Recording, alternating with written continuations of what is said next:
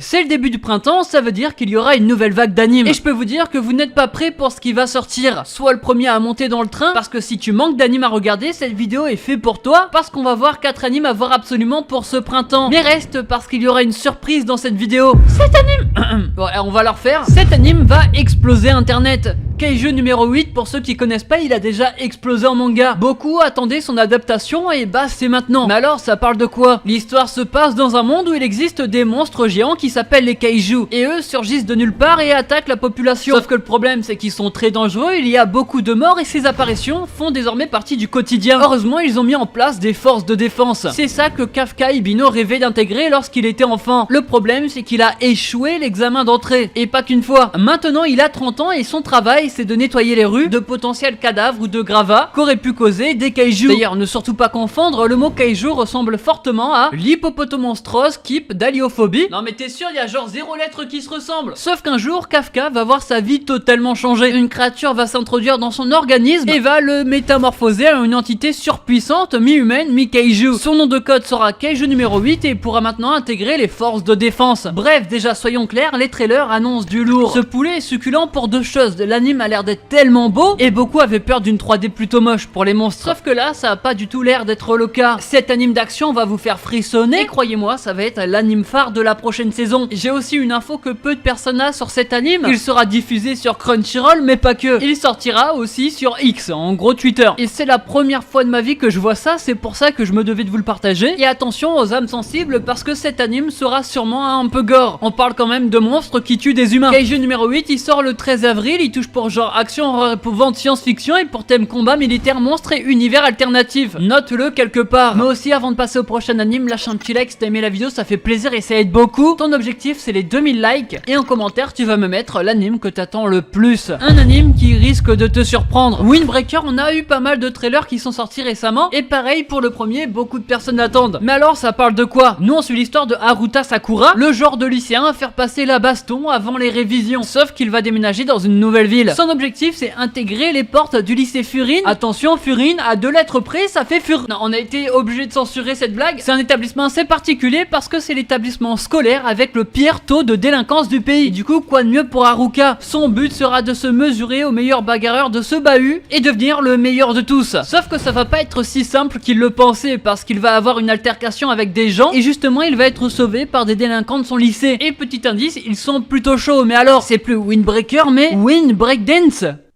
Ouais, je suis pas sûr de celle-ci là. Bon, là, pour une fois, l'animation n'a pas vu grand-chose. Pour l'instant, ça reste correct. Mais au vu du trailer, c'est pas du niveau de Freerun. C'est pas forcément indispensable, mais c'est vrai que c'est toujours un petit truc en plus. Je n'ai personnellement pas lu le manga, donc j'espère qu'il y aura quand même une histoire autre que des bastons. Je vais comparer, même s'il faut pas, mais un peu à la Tokyo Revenger. Parce que si c'est que des combats, c'est vrai que ça va manquer de quelque chose. Donc ceux qui ont lu le manga, dites-le moi en commentaire, ça m'intéresse. En tout cas, les chara-design, je les trouve plutôt cool. Le perso principal a les mêmes couleurs de cheveux que X-Tentation, donc forcément je kiffe. Mais c'est pas le seul, en fait tous les personnages du trailer je trouve qu'ils sont bien faits, mais j'ai pas grand chose à dire dessus parce qu'il n'y a pas plus d'infos. Lui sort le 4 avril, donc dans 2 semaines, et il sera dispo sur Crunchyroll. Décidément Crunchyroll ont tous les animes du siècle. Un anime.